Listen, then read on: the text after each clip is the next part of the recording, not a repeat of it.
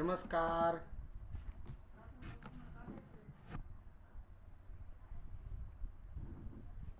मी विजय सोरासे. विनानुदानित बांधवांना सप्रेम नमस्कार. आज फेसबुक लाईव्ह येण्याचं कारण म्हणजे मुंबई येथील आझाद मैदान घोषित अघोषित शिक्षक बांधवांचं खरे वास्तव. तरी सर्व बांधवांनी लाईव्ह यावं ही नम्र विनंती. बांधवांनो, महाराष्ट्राच्या आंदोलनाच्या इतिहासात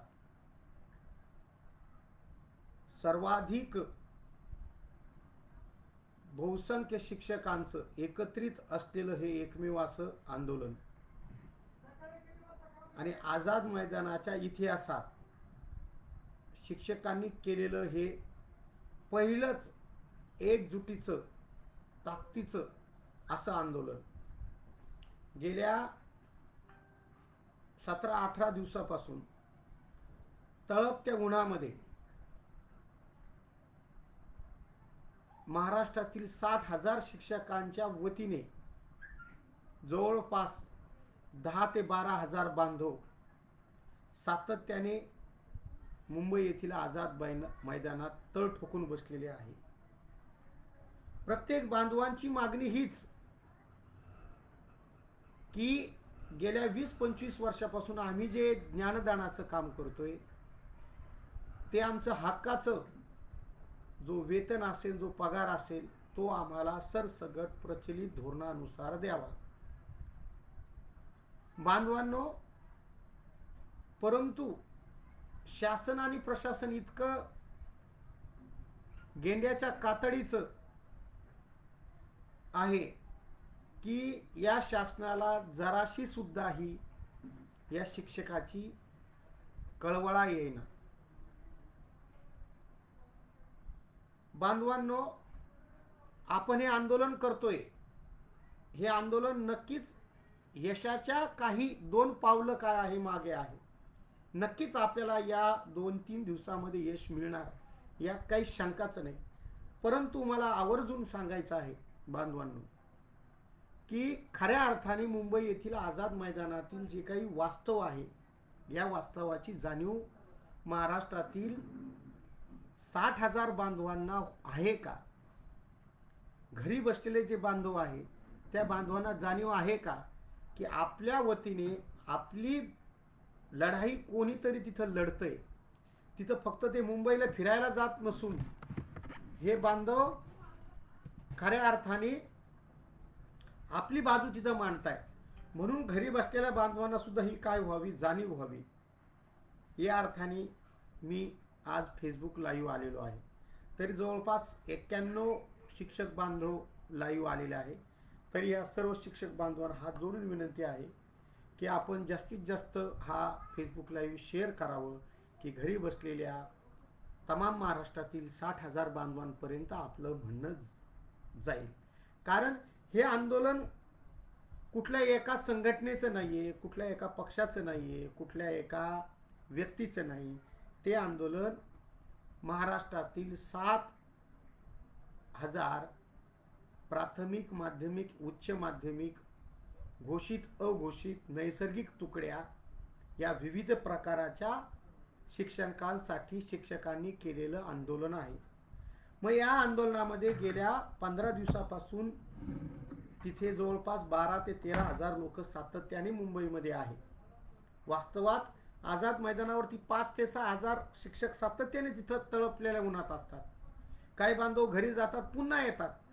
परंतु तिथं आकडा आजपर्यंत त्या आझाद मैदानाच्या मातीवरती 12,000चा रेकॉर्ड ब्रेक असा शिक्षकांचा मॉब जमा झाला होता. त्या मॉबनी शासन आणि प्रशासनाला इतकी धडकी भरली की शिक्षण मंत्री असेल, शिक्षण राज्यमंत्री असेल, अनेक पक्षाचे प्रदेशाध्यक्ष असेल, हे सातत्याने त्या ठिकाणी काय झाले आलेत आणि प्रत्येकाने त्या ठिकाणी आश्वासन देण्याचं काम केलं.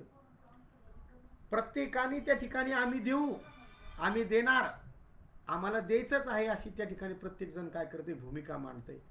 परंतु म्हणावं तसं यश अजूनही आपल्या आंदोलनाला येत नाही. तर म्हणून तिथं जवळपास गेल्या 15 दिवसापासून तिथं प्रत्यक्ष उपस्थित आहे. म्हणून मला सांगायचंय की सद्य परिस्थिती ही आहे, जवळपास आपल्या 3-4 शिष्टमंडळ भेटायला गेलं. त्यावेळेस जे काय अंतिम शिष्टमंडळ गेलं होतं त्यामध्ये मी स्वतः त्या ठिकाणी होतो. अघोषित बांधवांची बाजू मी मांडत होतो, किंबहुना सर्वच बांधवांची. कारण ज्यावेळेस मनसेचे नेते अमितजी ठाकरे असतील, ज्येष्ठ आमदार बाळा नांदगावकर सर असतील, हे सर्व ज्यावेळेस आम्ही तिथं गेलो त्यावेळेस मॅडम आल्या. मॅडमने विचारलं कुठल्या कारणाने आलात. मग त्यावेळेस आवर्जून बाळा नांदगावकर म्हणाले की आझाद मैदानावरती गेल्या 10-12 दिवसापासून शिक्षक उन्हाच्या कडाक्यामध्ये सातत्याने आंदोलन करता आहेत, आपण तिथं गेल्या होता का. मॅडम मी सांगितलं की मी गेले होते, मी त्यांना शब्द दिलता की 10 ते 15 दिवसात मी तुमचा प्रश्न मार्गी लावते. मग त्यावेळेस मला राग आला आणि मी त्यावेळेस जोरात मॅडमला म्हणलो की मॅडम गेले 20 वर्षापासून हा प्रश्न प्रलंबित आहे आणि आम्हाला अशी आशा होती की तुम्ही पुरोगामी विचाराच्या, तुम्ही बाबासाहेब आंबेडकरांच्या विचाराच्या, खऱ्या अर्थाने आम्हाला तुमच्याकडे येण्याची गरजच पडायला नव्हती पाहिजे. तुम्ही सरसगट सर्वच घटकाला 100% पगार द्याल ही आमची अपेक्षा होती. परंतु तुम्ही त्या आंदोलनामध्ये फक्त शब्द दिला की 20%चं 40% करू आणि जे काही शाळा 13 सप्टेंबर 2019ला घोषित केल्या होत्या त्याच्या अगोदरच फडणवीस सरकारने लिस्ट लावली होती, त्यांना 20% देऊ, एवढंच तुम्ही बोलल्या. परंतु त्या आझाद मैदानामध्ये अघोषित बांधव आहे, नैसर्गिक तुकड्याचे बांधव आहे, जवळपास हा आपला 59,000चा, आपण सातत्याने एकत्रित 60,000 असं म्हणतो, त्यापैकी 28,000 शिक्षकांना 20%चा पगार आता सध्या सुरू आहे. यामध्ये 1628च्या शाळा असतील, 1-2 जुलैच्या शाळा असतील. परंतु बहुसंख्य जो काही शिक्षक वर्ग आहे जवळपास उरलेला 32,000, मग यामध्ये 13 सप्टेंबरची काही शाळा प्राथमिक माध्यमिक उच्च माध्यमिक असेल, काही अघोषित असेल, नैसर्गिक तुकडे असेल, हा 32,000चा मॉब गेल्या 20 वर्षापासून 1 रुपयाही त्या बांधवांना पगार नाही. मग या बांधवांसाठी काय. तर त्यावेळेस मॅडम म्हणाल्या की आमच्याकडे निधी नाहीये. मग त्याच्या अगोदर आम्ही अजितदादा पवार यांच्याकडे नेमकं आदल्या दिवशी जाऊन आलो होतो. मला माहिती होतं की हे काय करतात, ह्या बोटाचा ठोका त्या बोटावर, त्या बोटाचा ठोका या बोटावर आपल्याला त्या ठिकाणी बोलू देत नाही. म्हणून हिम्मत करून मी तिथं अजितदादा पवार यांचा व्हिडिओच रेकॉर्ड केला होता.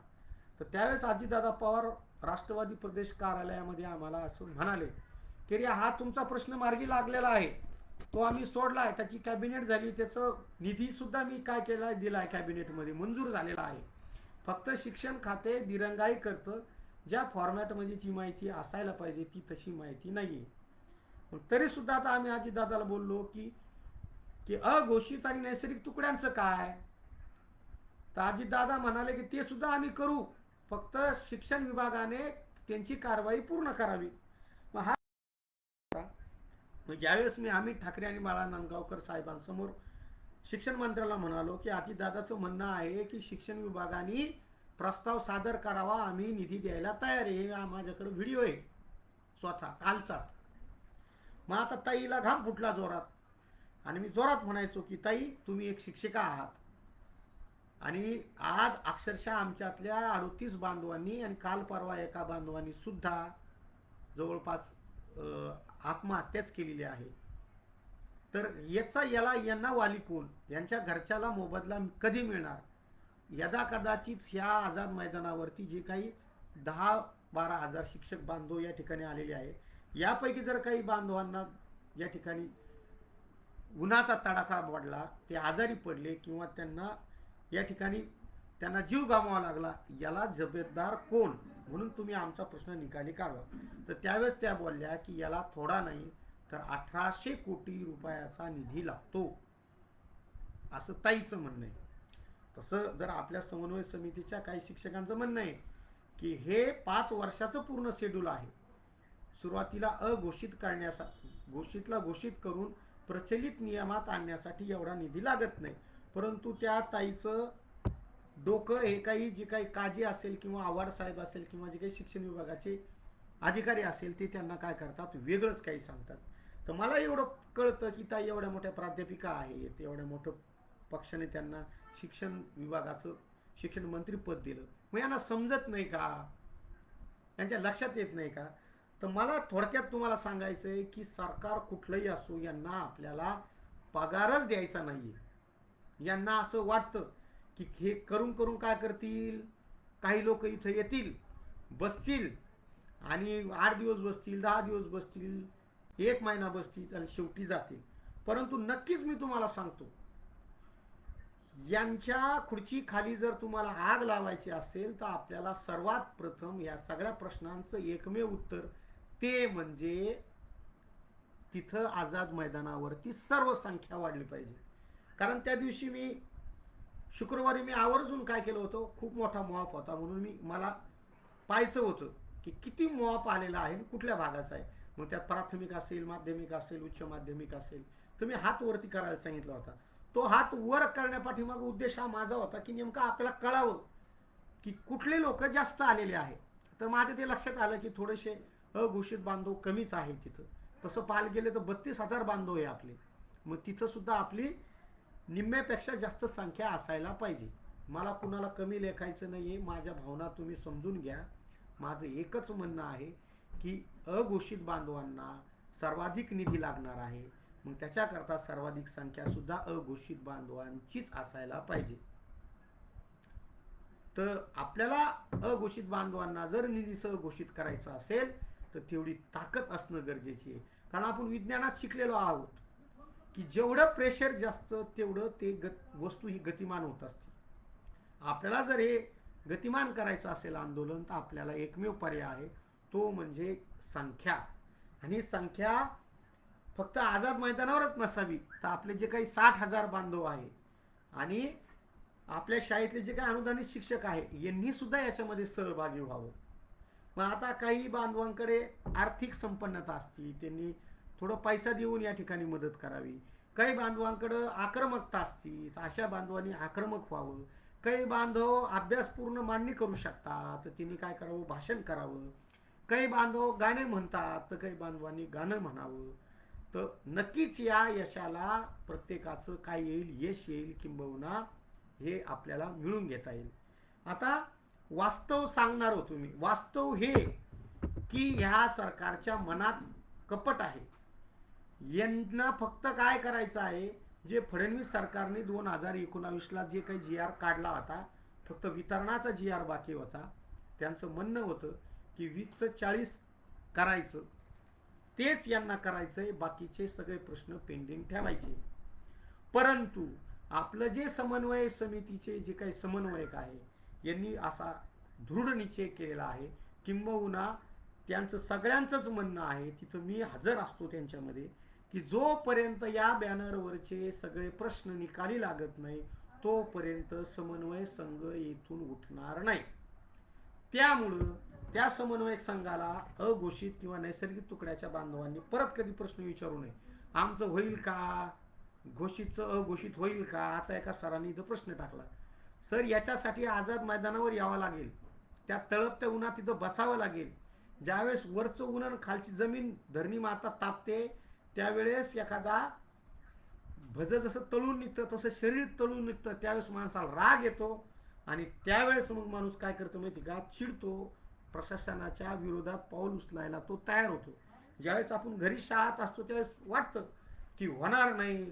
अहो तिथं ते समन्वय संघ हा सर्वांचा आहे, तो आपला आहे, आपल्यासाठी आपण तयार केलेला आहे.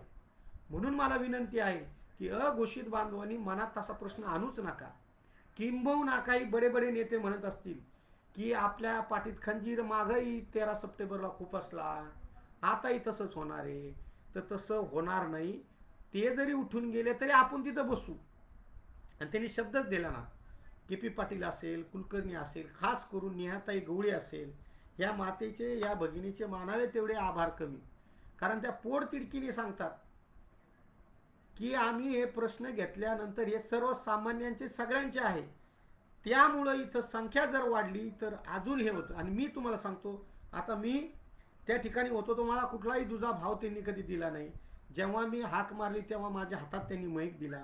किंबहुना तिथं सर्वात जास्त जर घोषणा कोण देत असेल, सर्वात जास्त माईक कुणाच्या सुरुवातीच्या 4-5 दिवस असेल, तर मी सातत्याने त्या ठिकाणी काय करायचो, लीड करायचो, बोलायचो, भाषण करायचो, आक्रमक बोलायचो, घोषणा द्यायचो. म्हणजे कुठल्याही प्रकारचं ते भेदभाव करत नाही. म्हणून मला काय म्हणायचंय बांधवांना, की बांधवांनो, नैसर्गिक तुकडे असेल, अघोषित असेल, हे जर करायचं असेल तर यांच्या सोबतीला राहूनच आपल्याला ते करावं लागेल, यात काही शंकाच नाही. फक्त मला आणखीन एक थोडंसं म्हणायचंय की आता आपलं थोडं आक्रमक व्हायचंय. कारण तिथं सरासरी ना सर अघोषित कधी घोषित होणार. शेख सर, मी आता काय सांगत होतो की सरकारच्या मनात नाहीये ते घोषित करायचं. सरकारवर आपल्याला दडपण आणावं लागेल, दबाव आणावं लागेल.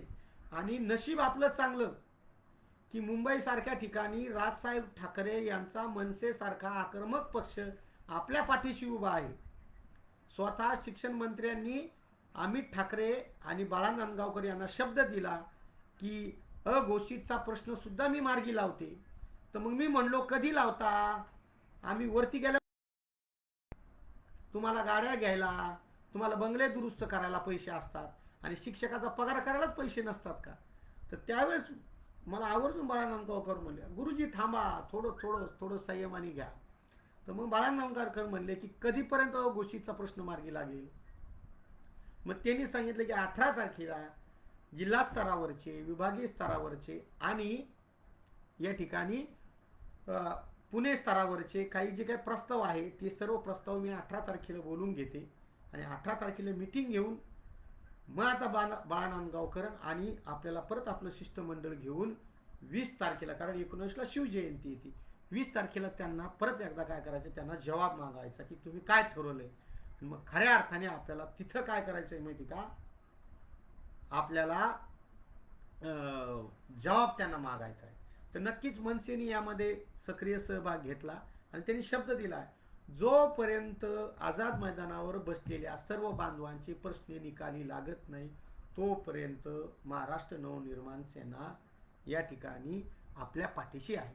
नक्कीच आपण कुठल्याही पक्षाचे, कुठल्याही संघटनेचे आपण नाही, आपण साधे शिक्षक आहोत. आपला प्रश्न जो मार्गी लावल तो आपला नेता. एका बांधवांनी एक प्रश्न विचारलाय, सुनील ठाकरे सर, शिक्षक समन्वय संघाचा विजय असो, बांधवांनो पुढील 4-5 दिवसात तुम्ही आम्हाला द्या, आम्ही तुमच्या आयुष्याचे कल्याण करू दाखवतो, हाक देतो. नक्कीच कल्याण बिल्याण नाही होणार आयुष्याचं, परंतु आपला प्रश्न मार्गी लागल, त्यात काही शंकाच नाही. तर माझा विषय हा होता की हे वास्तव आहे, सरकारला द्यायचं नाहीये, परंतु दबाव जर तयार झाला तर काही होऊ शकतं. दिवसाच्या आंदोलनात काय झालंय की ज्या शाळा हे खऱ्या अर्थाने मार्च किंवा अधिवेशनानंतर घोषित करणार होते तर तिने आधीच ते घोषित केले. एखाद्यास उद्या प्राथमिक आणि माध्यमिकची काय लागू, उच्च माध्यमिकची लिस्ट लागू शकते. आणि हे का लावताय, हे का आताच लावताय? कारण इथं बसलेले जे काही प्राथमिक, माध्यमिक, उच्च माध्यमिक, घोषित, अघोषित हे सगळे बांधव एकत्र आलेले, सर्व 29 संघटना एकत्र आलेल्या आहेत. ह्या संघटना कशा फोडायच्या, त्यांना कसं बाजूला सरकायचं आणि कसं हे आंदोलन परत बंद व्हावं म्हणून सरकारने हा डाव केलेला आहे. परंतु मला आवर्जून सांगायचंय, थोडक्यात मी सांगतो, बऱ्याच वेळेस आकडेवारी तुम्ही ऐकलेली असेल, 60,000 पैकी 28,000 शिक्षकाला 20% पगार सुरू होता. परंतु शासनाने जे काही नवीन यादी लावली त्याच्यापैकी जवळपास 50% याद्या काय केल्या, त्यांनी अपात्र केल्या त्या 28 पैकी. तर सध्या 17,000 शिक्षकालाच शिक्षक पात्र आहे, म्हणजे उरलेले 9,000 शिक्षक अपात्र आहे. म्हणून आता त्या 9,000 शिक्षकांना जिल्हा स्तर शिक्षणाधिकारी, विभागीय स्तर उपसंचालक आणि पुणे येथील आयुक्त आणि नंतर मंत्रालय या स्तरावरती ते पाठपुरावा करावा लागेल. याच्यामध्ये एखादा महिना जाऊ शकतो. आणि म्हणून मला काय म्हणायचंय की प्रत्येक 9,000 बांधवांनी खऱ्या अर्थाने तिथं ठाण मांडून बसलं पाहिजे. तुमचे मुख्याध्यापक आणि क्लार्क हे काम पाहतील, पण तुम्ही त्यांना जबाब विचारला पाहिजे की आधीचे जे काही शिक्षण मंत्री होते, अगोदरचे जे काही अधिकारी होते, खास करून हेच काजी आणि आव्हाड साहेब होते, मग तुम्ही त्यावेळेस का पिऊन लिस्ट लावल्या होत्या का? आता शिक्षकांनी ही भाषा वापरायला नाही पाहिजे. तुम्ही त्यावेळेस झोपून लिस्ट लावल्या होत्या का? मग तुम्हाला अक्कल नव्हती का तेव्हा? मी तर म्हणतो यांच्यावर गुन्हे नोंदायला पाहिजे की 2016 पासून 2020 पर्यंत जवळपास 4 वर्षापासून 20% पगार सुरू असणाऱ्या शाळांना तुम्ही अपात्र म्हणता. म्हणजे जे बाळ 4 वर्षापूर्वी जन्माला आलं ते आता मोठं झालंय 4 वर्षाचं, आणि तुम्ही म्हणताय पोरग जन्मालाच आलं नाही किंवा हे चुकीचं जन्माला आलेलं आहे. अरे कसं शक्य आहे? म्हणजे किती अन्याय करताल तुम्ही आमच्यावर. तरी आमचे बांधव काय म्हणजे का शांत आहे? खऱ्या अर्थाने ह्या 9,000 बांधव ज्या ज्या शाळा अपात्र दाखवल्या त्या त्या शिक्षकांनी आक्रमक होऊन जिल्हा स्तर तालुका स्तरावर या GR ची होळी करायला पाहिजे होती, विरोध करायला पाहिजे होता. आणि जोपर्यंत आपण असा विरोध करत नाही ना तोपर्यंत हे यांना माहिती आहे हे शिक्षक काय करू शकत नाही. मी लई झटून आलेलो आहे राव, तुम्हाला काय सांगा. मी एका मंत्र्याच्या संस्थेवर आहे, ते बिचारे सुद्धा आपल्यासाठी झटतात, तर त्यांच्यावर दबाव आणतात की तुमच्या खात्याचा तुम्ही तुमचा प्रश्न पहा, शिक्षणाचा प्रश्न पाहायला शिक्षक मंत्री समर्थ आहे, यांना द्यायचंच नाही आपल्याला. तुम्हाला राग कसा येत नाही बरं? मला काय प्रश्न पडतो की ज्या बांधवाचा 20% पगार सुरू होता तो आता बंद होईल ना, त्याला परत फाईल जमा करा, परत आता पैशाची देवाणदेवाण, परत आपण म्हणू आता जाऊन दे 1 महिन्याचा पगार गेला तर गेला, जा सर तुम्ही, परत गाडी करा, परत औरंगाबादला, परत पुण्याला, परत मुंबईला. म्हणजे ह्याच फेऱ्या मारत राहायच्या का? याची प्रत्येक जिल्ह्यात होळी व्हायला पाहिजे होती. परंतु प्रत्येकाला वाटतं की शिवाजी जन्माला यावा तो दुसऱ्याच्या घरात, आपण कशाला होळी करायची, परत आपली शाळा आणखीन अपात्र केली तर कवर घाबरणार तुम्ही.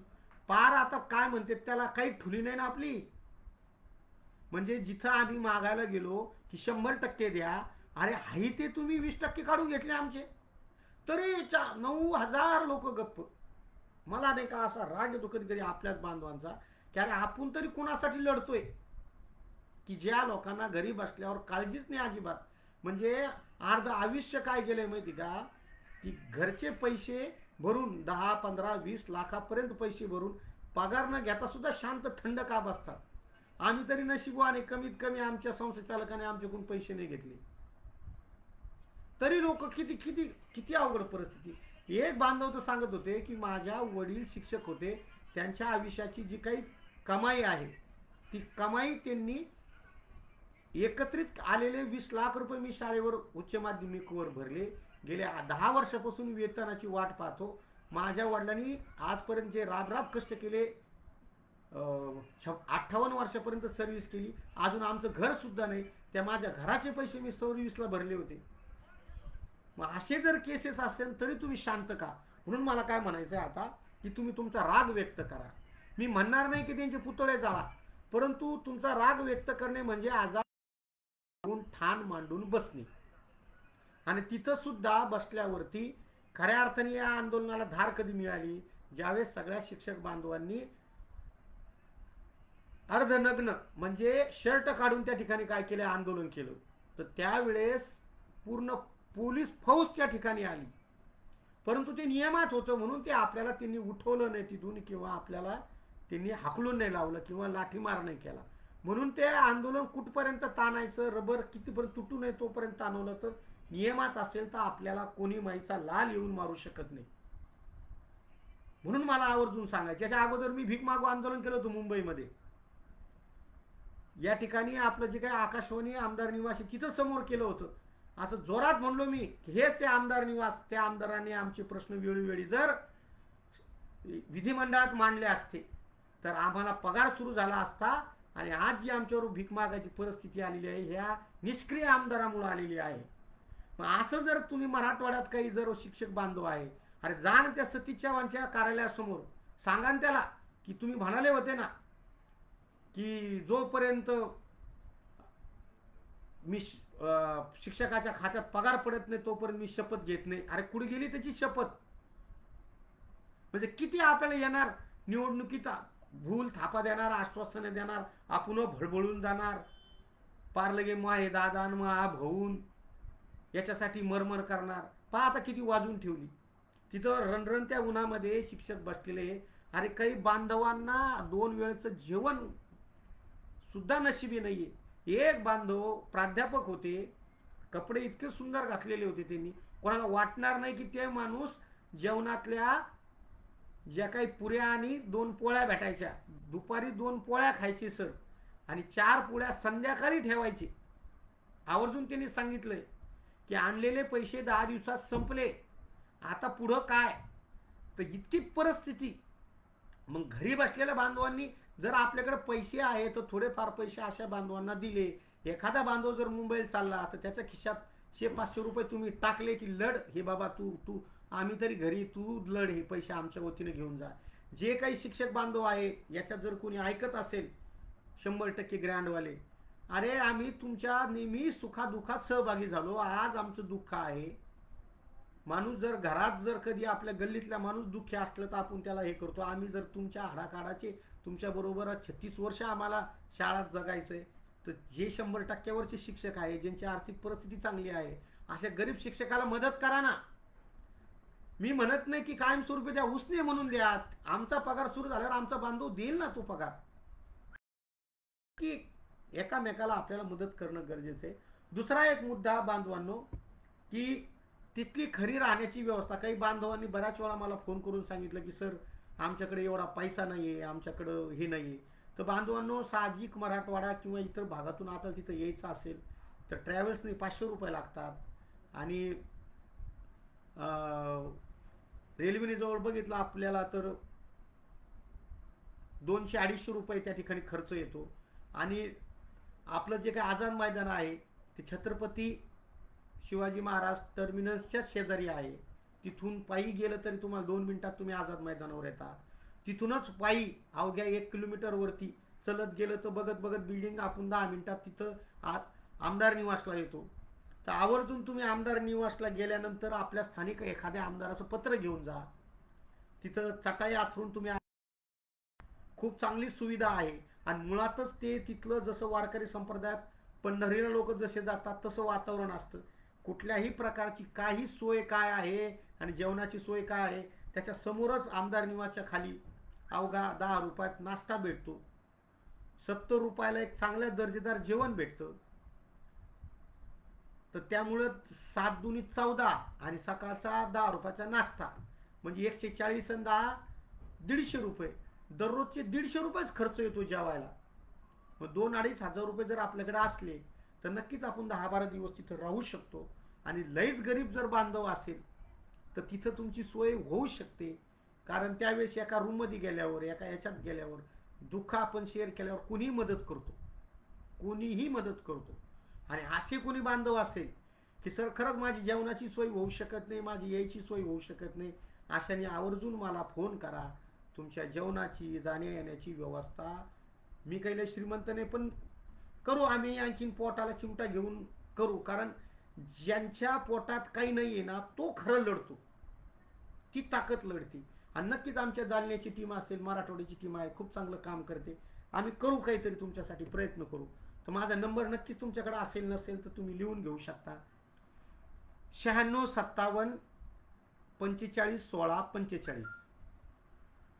कोणतरी शेअर करून टाकावा त्यावरती.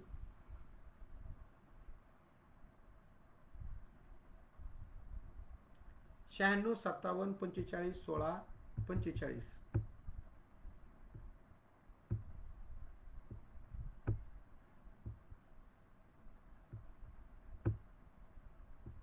कसं काय बंद झालं? लिव्ह म्हणजे निघून जाणे ना, आणि स्टे ऑन पेज म्हणजे थांबणे ना.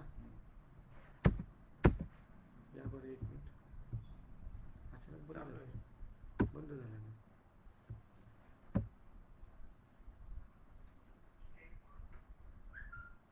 बघा बांधवांनो, तर आता जो शेवटचा राहिलेला मुद्दा आहे आपण तो काय करूया, क्लिअर करू. राहण्याची व्यवस्था सुद्धा चांगल्या पद्धतीने तिथं करता येते आणि होऊ शकते. त्यामुळं आपण आक्रमक व्हावं अशी माझी इच्छा होती. तर आक्रमक होणे म्हणजे काय होणे? मग आझाद मैदानच्या लोकांनीच आक्रमक व्हावं का? तुम्हाला आवर्जून सांगायचं होतं की महाराष्ट्रातल्या तमाम ज्या काही शाळा आहेत त्या शाळा बंद झाल्या पाहिजे, ते कॉलेजेस बंद झाले पाहिजे. कारण जोपर्यंत शाळा आणि कॉलेजेस बंद होत नाही तोपर्यंत प्रशासनावरती ताण येणार नाही. त्यामुळे मला हात जोडून विनंती आहे की आपण शाळा कॉलेजेस बंद ठेवा. दुसरं, जे काही आपले नजीकचे शिक्षक आमदार असेल, पदवीधर आमदार असेल, 7-2-14 7 विभागाचे 7, तर जे मुख्यालयाचे शिक्षक असतील, उदाहरणार्थ आमचे पदवीधर आमदार औरंगाबादचे, तर औरंगाबादच्या आजूबाजूच्या शिक्षकांनी काय केलं पाहिजे, थाळीनाद, ढोलनाद, घंटानाद किंवा त्यांचा विरोध करण्यासाठी त्यांच्या कार्यालयासमोर मीडियाला घेऊन जायचंय सोबत. मीडिया जर तुमच्या सोबत असेल तर कोणी तुम्हाला काही करू शकत नाही. लातूरला शिक्षक आमदार आहे, त्यांचं घर आहे तिथं विक्रम काळेंचं, तर लातूरच्या शिक्षकांनी 5-50 शिक्षकांनी जाऊन त्यांच्या घरासमोर काय करावं, थाळीनाद करावं, जवाब मागू आंदोलन करावं, म्हणजे जेणेकरून तिथं बसलेल्या लोकांना धार येईल. मी तर पहिला पर्याय काय सांगतोय, आझाद मैदानच हे उत्तर आहे. पण काही आम्ही तिकडे लढतोय तर तुम्ही तर काहीतरी करायला पाहिजे. शिवरायांची जयंती आता 19 तारखेला आलेली आहे. प्रत्येक लढ्याचं, प्रत्येक प्रश्नाचं उत्तर छत्रपती शिवरायांच्या चरित्रात आहे. शिवराय पण काय करायचे, काही मावळ्यांना म्हणायचे तुम्ही गड सांभाळा, काही मावळ्यांना म्हणायचे तुम्ही लढायला चला.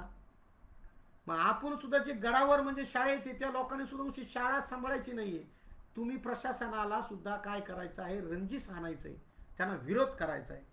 त्यानंतर आझाद मैदानावरील सुद्धा जे काही बांधव आहे किंवा जे काही सामाजिक संघटना असेल, जसं आम्ही मनसेकडे गेलो, त्यांना म्हणलो की मराठा पाटीसाठी जर तुम्ही एवढं आक्रमक होता, मग जर मराठी शाळा, मराठी शिक्षक आज देशोधडीला लागतोय, आत्महत्या करताय, त्यांच्यावर गेल्या 20 वर्षापासून त्यांना आज पगार मिळत नाही, या शिक्षकासाठी तुम्ही का पुढे येत नाही.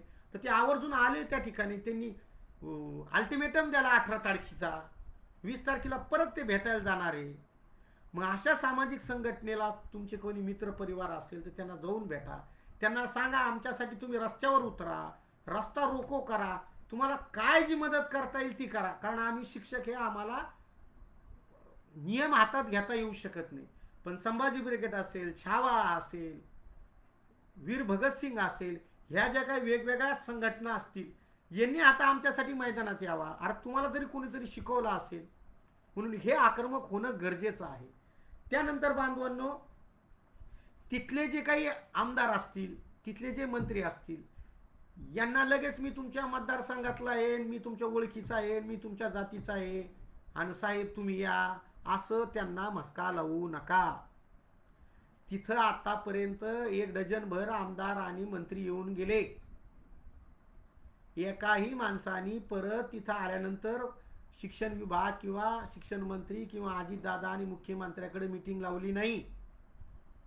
ज्या दिवशी शिक्षण खातं आणि अर्थ खात्याची एकत्रित बैठक होईल, आमने सामने दूध दूध का पाणी, त्याच वेळेस आपल्याला न्याय मिळेल. कारण हे म्हणते पैसे नाही, ते म्हणते पैसे येईल.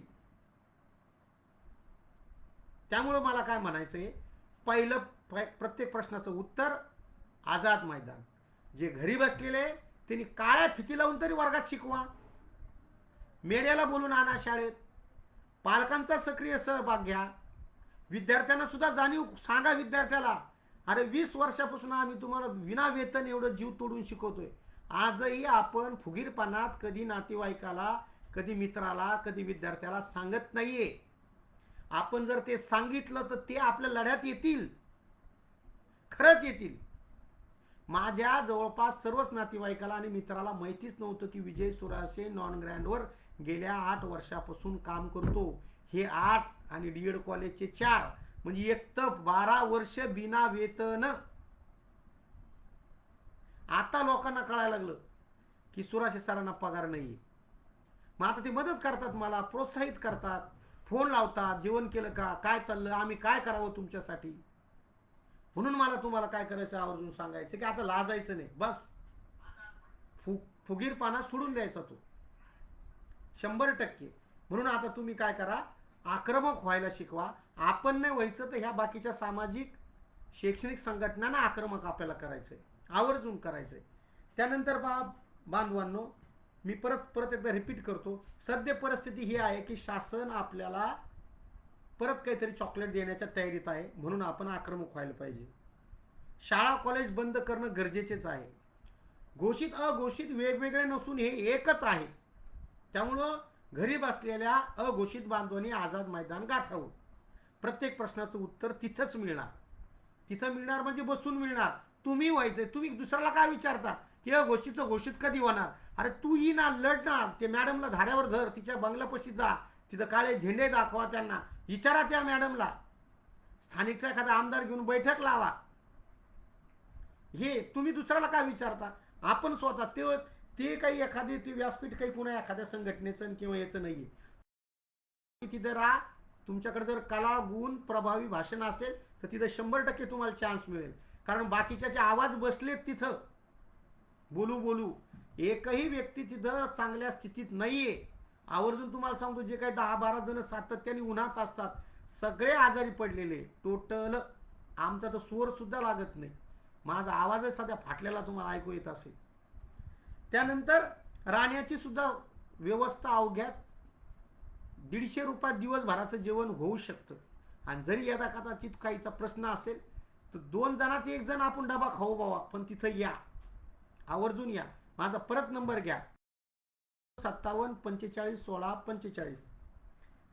त्यानंतर परत मला तुम्हाला सांगायचंय की मनसे सारख्या अनेक संघटनांना तुम्ही पत्र द्या, त्यांना आक्रमक व्हायला भाग पाडा. कारण विरोधकांनाच आपण जर जागृती दिली, त्यांना जर मोठेपणा दिला तर तो प्रश्न आपला मार्गी लागेल. कारण हे गेंड्याच्या कातडीचं सरकार शिक्षकाला काहीच समजत नाही. आणि आपणही बऱ्यापैकी संस्थाचालकाला घाबरतो, पक्षाला घाबरतो. 20-25 वर्ष झालं, अख्खं जीवनाचं वाटोळं झालं तरी घाबरा. कुठल्या संस्थाचालकाला असं वाटतं की आपला शिक्षक काय राहावा, विना वेतन राहावा? म्हणून मला काय विचारायचंय की तुम्ही त्यांचं मन वळवा. त्यांना तुम्ही विनंती करा की सर आता आमच्यासाठी तुम्ही या, संस्थाचालकाला घेऊन या, मुख्याध्यापकाला घेऊन या. याच्याशिवाय आता पर्याय नाही. आणि आता ही आरपारची पार थोडं जवळ आलेलं आहे. कसं असतं, घाबरलं ना सरकार तर त्याला आणखीन घाबरलं तर ते सगळंच देईल. नाही तर हे परत 20-40 करून काय करतील, थांबतील. परंतु आपल्याला थांबायचं नाही. आपल्याला ताकद वाढवायची. तिथं जर कंटिन्यू जर 20,000 बांधव जर एकत्र आले तर मी पहिल देऊन सांगतो की आपल्या सगळ्या प्रश्नाचं उत्तर त्या मॉबमध्येच आहे, त्या आक्रमकतेतच आहे. तर उद्या नक्कीच संघटना आक्रमक होणार आहे, समन्वय संघ आक्रमक होणार आहे. अगोदरच्या दिवशी सुद्धा अर्धनग्न आंदोलनात आक्रमक झाल्यावर बऱ्याच प्रश्नांची उत्तर मिळाली. त्यानंतर सुद्धा मुंडन आंदोलनात महिला भगिनी पुढे आल्यानंतर तर सगळा धुमाकूळच माजला त्या ठिकाणी. तर म्हणून तुम्ही इथं घरी बसल्या सुद्धा आक्रमक होऊ शकता. अनेक बांधवांचे काही प्रश्न आहे, ते प्रश्न 2 मिनिटात मी घेतो आणि नक्कीच काय करतो, थांबतो. तुम्ही या फेसबुक लाईव्हला आलात, खूप खूप आभार. मला माहिती तुमचे प्रश्न हेच असणार आहे. घोषित कधी होणार, 100% कधी मिळणार, प्रचलित कधी मिळणार, 100% शाळा बंद करा, बस झालं आता. नक्कीच हेच नेहमीचे प्रश्न आहे. नक्कीच 100% शाळा बंद होणं गरजेचे आहे, हे खूप महत्त्वाचं आहे. म्हणून मुख्याध्यापकाने संस्थाचालकाशी संपर्क साधला पाहिजे. त्यानंतर जे काही 7 पदवीधर आमदार आणि 7 शिक्षक आमदार आहे यांना धाऱ्यावर धरलं पाहिजे. त्यांच्या ऑफिस आणि घरासमोर थाळीनाद करावा. त्यानंतर जे काही बांधव मुंबईला येण्यास इच्छुक आहे त्यांना आर्थिक मदत करा, त्यांच्यासाठी सांगा, त्यांना जा म्हणा, आम्ही तुम्हाला मदत करतो. काही बांधव पैशाअभावी अक्षरशः येत नाही. तुम्हाला तुमच्या स्टाफमध्ये माहिती असतं की कोण गरीब आहे, कोणाची परिस्थिती जाण्याची नाही आहे. तुम्ही होऊन त्यांना द्या, होऊन द्या. त्यानंतर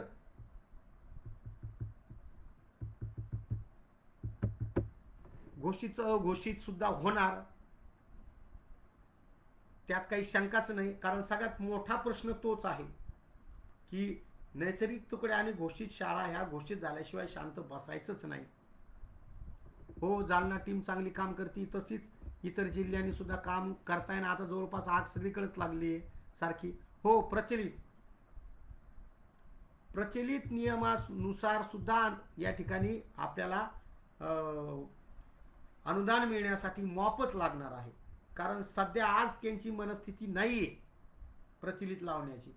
पण मॉप असल्यावर, आंदोलन असल्यावर, आक्रमक झाल्यावर काही होऊ शकतं. म्हणून थोडं आक्रमक भूमिका असली पाहिजे. कारण हे आपल्याला सरळ सरळ सांगतात की हे काहीच करू शकत नाही. आता त्यांनी तर फोडाफाडी सुरू केलं. आणि हा सगळ्यात महत्वाचा आणखीन हात जोडून विनंती मला, खैरे सर असतील, जगदाळे सर असतील, किंबहुना अनेक असे मोठमोठे नेते असतील, तुम्ही कधी वाट पाहताय? तुम्ही आमंत्रण निमंत्रण याची वाट पाहू नका. तुम्हाला सगळा महाराष्ट्र मानतो, तुमचे उपकार सगळे महाराष्ट्र ठेवील, पण तुम्ही तिथं थाट मांडून बसा. खैरे सरांना पण विनंती आहे की बस झाला आता फेसबुक वरती याच्यावरती, तुम्ही आझाद मैदानावरती या. तुम्ही आले तर नंतर नक्कीच 1-2 जुलैचे बांधव यांची संख्या वाढेल. जगदाळे सर सुद्धा आले तर आणखीन संख्या वाढेल. म्हणून मला विनंती आहे की जे मोठमोठे संघटनेचे नेते आहे त्यांनी नक्कीच आझाद मैदानावरती या समन्वय संघाची ताकद वाढवा. आता महाराष्ट्राला, आता शिक्षकाला खऱ्या अर्थाने तुमची गरज आहे. तुम्ही जर आता आले नाही तर हा महाराष्ट्र, हा शिक्षक तुम्हाला कधी माफ करणार नाही. कारण जवळपास हे 7 शिक्षक आमदार, 7 पदवीधर आणि बाकीचे मोठे मोठे संघटनेचे नेते तिकडे येत नाहीये. मग आता पाणी नेमकं कुठं मुरतंय हे सगळ्याला समजतं. परत हात जोडून विनंती आहे की आपण काय करा, आझाद मैदानावरती घेऊन सगळ्या बांधवांना आता सरसकट 100% अनुदान मिळण्यासाठी पाठपुरावा करा. 20चं 40 आणि घोषितचं घोषित नको. सगळे 60,000 बांधवांना 100%, म्हणजे विना अनुदानित धोरणच रद्द झालं पाहिजे. याच्यासाठी आपण लढलं पाहिजे. एवढं बोलून थांबतो. जय हिंद, जय महाराष्ट्र.